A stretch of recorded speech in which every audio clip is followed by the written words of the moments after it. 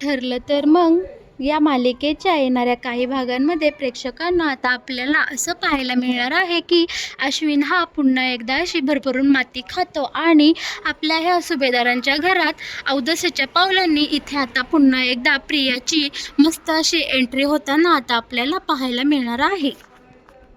सुभेदारांच्या घरात छान असं सायलीच्या चोरओटीच्या कार्यक्रमाची जय्यत तयारी चाललेली असते आणि सगळीकडे सुंदर सुंदर अशी फुलांची सजावट सुरू असते। सगळ्यांना इकडे खूपच असा आनंद झालेला असतो आणि संपूर्ण सुभेदार कुटुंब हे खूपच आनंदात असतं, कारण आता त्यांच्या लाडक्या सायली आणि अर्जुननं छान असं गोंडस बाळ होणार असतं आणि सुभेदारांचा खराखुरा वारस आता या जगात येणार असतो।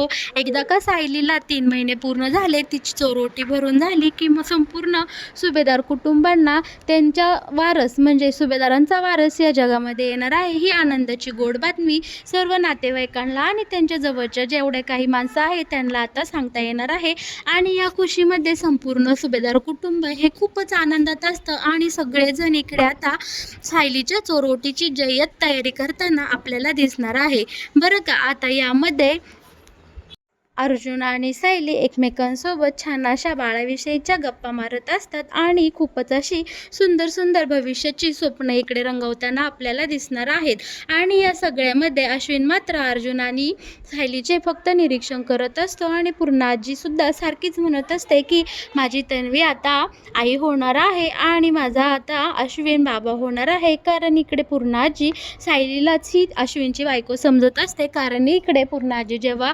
व्यवस्थित असते तेव्हा ही तन्वी हीच आपल्या अश्विनची बायको झालेली पूर्ण आजींनी पाहिलेली असते आणि तिच्या तेवढेच लक्षात राहिलेलं असतं की माझी लाडकी नात तन्वी ही माझ्या लाडक्या अश्विनची बायको आहे। आणि या सगळ्याचा इकडे अश्विनला खूपच त्रास होत असतो, कारण त्यालाही आता कळलेलं असतं की त्याची बायको म्हणजे प्रिया ही सुद्धा गरोदर आहे। भले इकडे आता अश्विनने त्याच्या बाळाचा स्वीकार करण्यासाठी सगळ्यांसमोर नकार दिलेला असतो, पण कुठेतरी आता इकडे अश्विनच्याही मनात येत असतं की कदाचित सगळं काही नॉर्मल असतं तर मी सुद्धा आता बाबा झालं असतं आणि मला सुद्धा आता हे सुख दादासारखं सुख अनुभवता आलं असतं। मी आणि प्रियाने सुद्धा ही सगळी गंमत मजा किती आनंदाने केली असते आणि घरच्यांनी सुद्धा माझे किती कोडकौतुक केले असते, माझ्या लाड केले असते। या सगळ्या विचार आता इकडे अश्विन मनातल्या मनात बोलताना किंवा हा विचार करताना आपल्याला पाहायला मिळणार आहे। दुसरीकडे अस्मिता सुद्धा आता तिच्या बाळामध्ये खूपच अशी व्यस्त झालेली असते।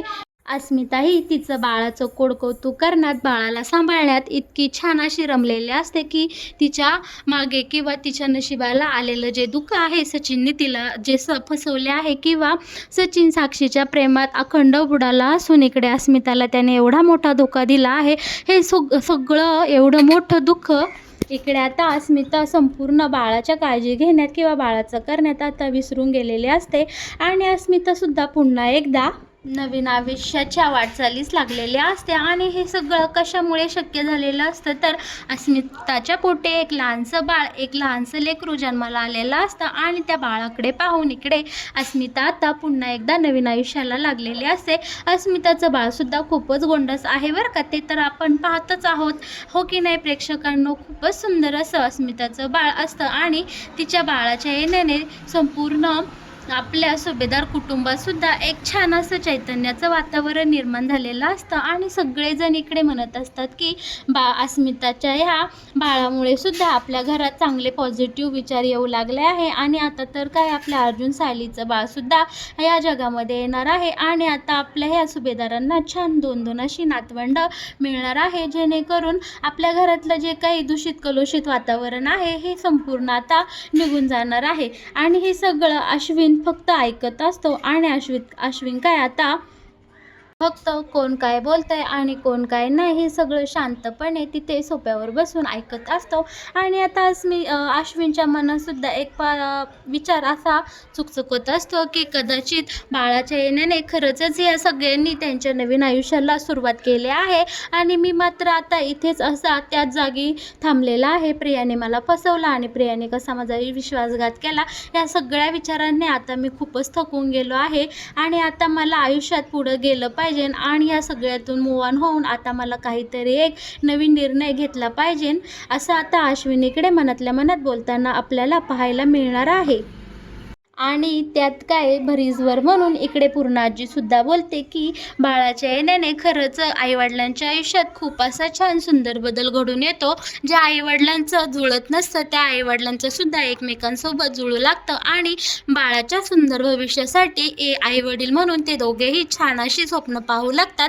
आणि खरं तर माझं मत असं आहे, इकडे पूर्णाजी असं संपूर्ण सुभेदार कुटुंबांना सांगताना आपल्याला दिसणार आहे की पूर्णाजी बोलती, या सगळ्यावर माझं असं मत आहे की बाळाच्या येण्यानंतर दोन्हीही आईवडील मोठे झाले पाहिजे आणि त्यांच्या आयुष्यात कितीही काही चुका घडून गेल्या असू देत त्या सगळ्यांनी माफ करून एकमेकांना समजून घेत आता बाळासाठी एकमेकांसोबत संपूर्ण आयुष्य घालवलं पाहिजे. आणि काही का असेना पण बाळाच्या येण्याच्या चाहुलीनेच आईवडिलांनी मोठं होऊन शहाणपणा दाखवून आपला संसार सुखाचा करून दाखवायला आहे.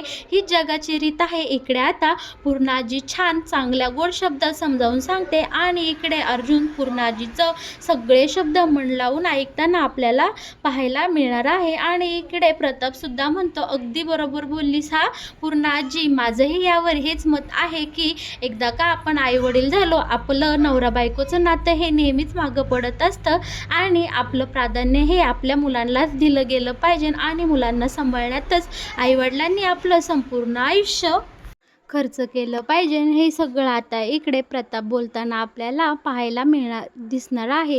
आणि बरं का प्रेक्षकांनो, आता या सगळ्या थोरा मोठ्यांचं बोलणं ऐकल्यानंतर इकडे अश्विनचं मन आता स्वतःशीच बोलू लागलेलं असतं की माझं काही चुकतंय का, माझा निर्णय चुकीचा ठरतोय का, मी बाप म्हणून कुठे कमी पडतोय का. कितीही नाही म्हणलं तरी प्रिया आणि माझ्यामध्ये हे चांगल्या प्रकारे नवरा बायकोचं नातं होतंच आणि आमचं नातं खूप पुढं गेलं होतं.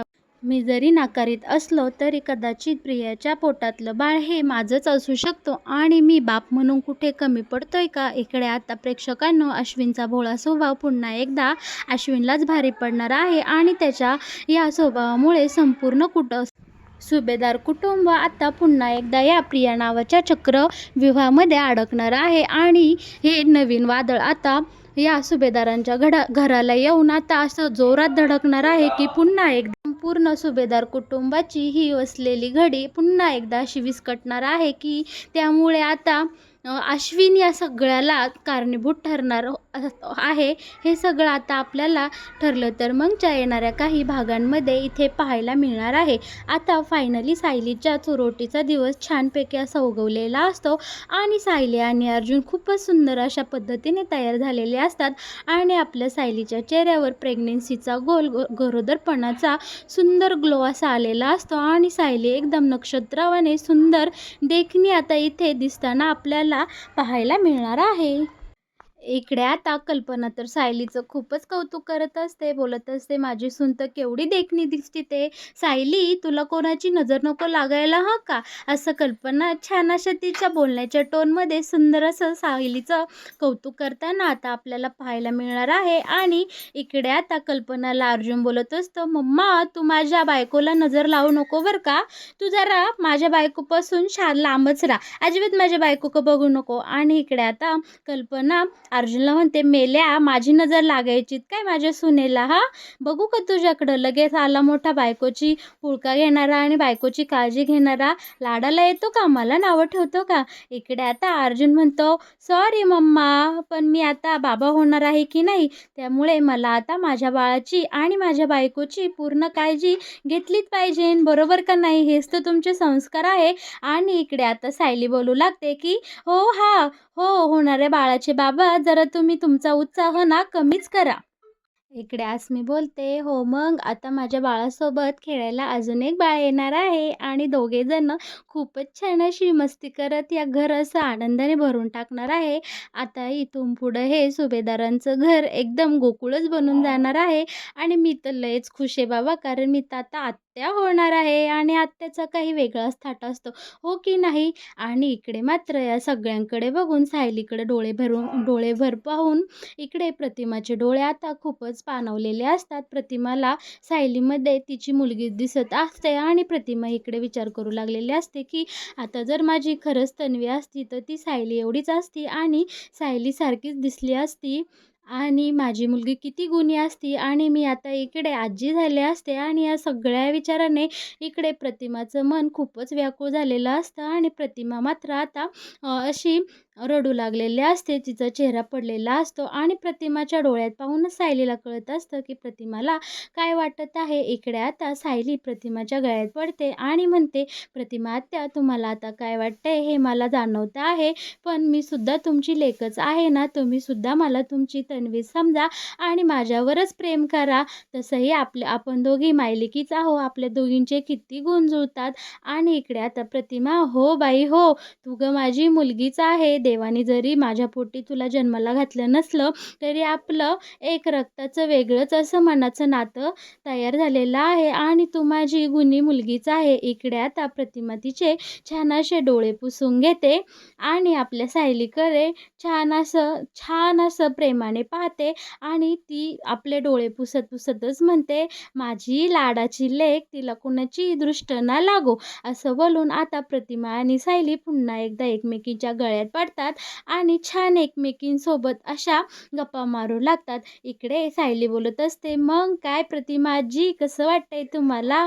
आता तुम्ही सुद्धा आजी होणार आहात. तुम्ही सुद्धा आता म्हाताऱ्या झाल्या आहात. आणि दोघेही खळखळून हसू लागतात आणि एकमेकींसोबत छान गप्पा मारू लागतात.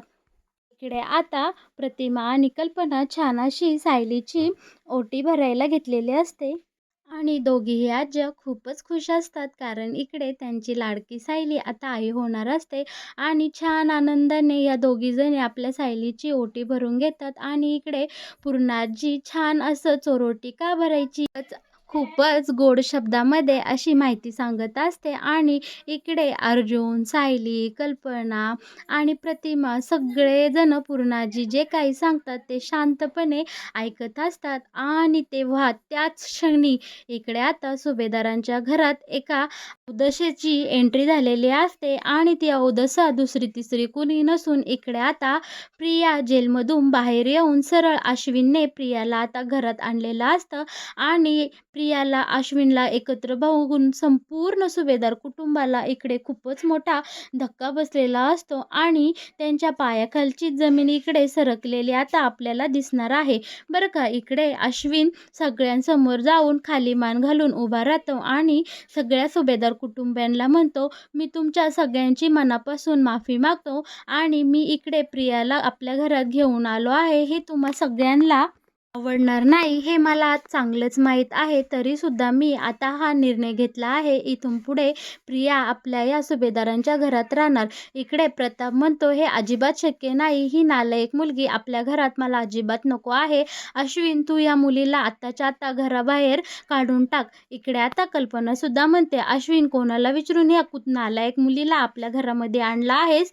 तू आत्ताच्या आत्ता बाहेर काढ. आणि इकडे आता कल्पना म्हणते की अश्विन, या मुलीचं थोबाडसुद्धा मला पाहायचं नाही. तुला चांगलंच माहीत आहे. मग तू या मुलीला का आपल्या या चांगल्या भरलेल्या घरात घेऊन आला आहे? इथे एकतर माझी सायली आई होणार आहे आणि इकडे माझ्या अस्मीचं बाळसुद्धा या घरात वावरतं. या नालायक मुलीची सावलीसुद्धा मला माझ्या दोन्ही लेकींवर आणि या दोन्ही नातवंडांवर नको आहे. प्लीज प्लीज अश्विन, मी तुला चांगल्या भाषेत सांगते की तू या नालायक मुलीला औदसेला आपल्या या छान अशा भरलेल्या घरातून बाहेर काढ. नाही तर आत्ताच्या आत्ता तू सुद्धा या मुलीबरोबर या घरात नाही राहिलास तरी मला काही फरक पडणार नाही. इकडे अस्मी बोलते की मला खरं तर यावर काही बोलायचं नाही, पण खरीच अश्विन, तू या सगळ्यातून बाहेर पडला होतास ना, मग तू ह्या नालायक मुलीला पुन्हा एकदा आपल्या घरात का घेऊन आला आहेस? तुला पुन्हा एकदा विषयाची परीक्षा का पाहायची आहे? तू कशासाठी या प्रियाला या घरामध्ये घेऊन आला आहे? आता हिला नक्की प्रिया म्हणायचं का बबली लोखंडे, हाच एक मोठा प्रश्न आम्हा सगळ्यांसमोर आहे. आणि तू असल्या घाणेरड्या वृत्तीच्या मुलीला पुन्हा एकदा आपल्या या भरल्या घरात घेऊन आला आहेस कशासाठी? अश्विन, मला याचं उत्तर हवं आहे. तू या प्रियाला आपल्या घरात कशासाठी घेऊन आला आहेस? आता इकडे बरं का प्रेक्षकांनो, अश्विन बोलू लागतो की अस्मिताई, तू सुद्धा तुझ्या आयुष्यात एक छान असा निर्णय घेतला आणि तू तुझ्या बाळामध्ये रमली आणि तू तुझ्या त्या आणि सचिनच्या नात्यातून मूव्ह ऑन झाली आहेस. आणि इकडे दादा वहिनी सुद्धा त्यांच्या नवीन संसाराला लागले आहेत. त्यांच्या आयुष्यात सुद्धा एक छान असं सुंदर बाळ येणार आहे आणि दादा वहिनी सुद्धा आता आई बाबा होणार आहे. तसंच आता मला तुम्हाला सगळ्यांना एक सत्य सांगायचं आहे की ही ही प्रिया बबली लोखंडे ही सुद्धा माझ्या बाळाची आई होणार आहे. आणि मग काय प्रेक्षकांनो, संपूर्ण सुभेदार कुटुंबात एकदमच अशी शांतता पसरते. त्यांच्या सगळ्यांच्या पायाखालची जमीनच हादरते की ही प्रिया आता आपल्या अश्विनच्या बाळाची आई होणार आहे. म्हणजेच आपल्याला आता अजून एक नातवंड येणार आहे, पण तेही या प्रियाच्या पोटात वाढणार आहे. या कल्पनेनेच इकडे सगळेजण खूपच असे थक्क झालेले असतात आणि संपूर्ण कुटुंबावर एक अशी दुःखाची काळी सावलीच पसरलेली आहे, जणू असं वाटत असतं. आणि इकडे सगळेजण आता खूपच टेन्शनमध्ये आलेला आपल्याला दिसणार आहे.